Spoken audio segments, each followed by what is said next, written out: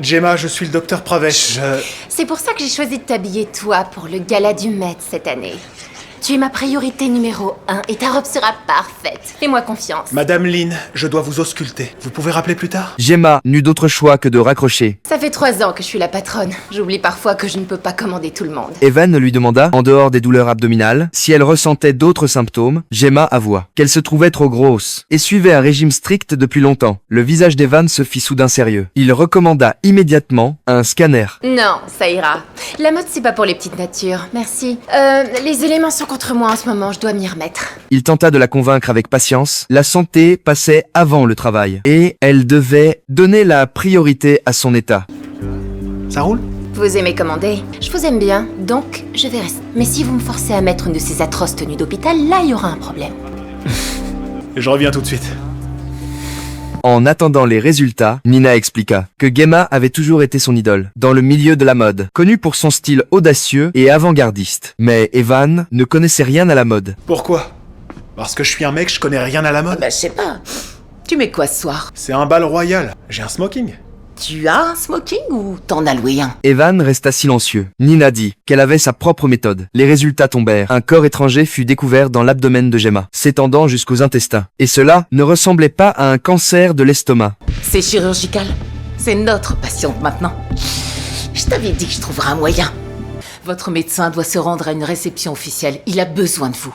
Il y connaît rien. Et vous êtes un génie. Franchement, votre collection automne a été ma préférée de toute l'année. Je vous jure, je suis votre plus grande fan. Merci. Tada!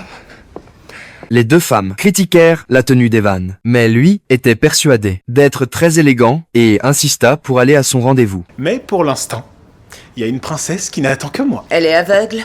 Non, sérieux, vous pouvez pas sortir dans cette tenue. C'est gentil à vous de vous inquiéter, mais j'ai vraiment pas le temps, alors... Moi, si.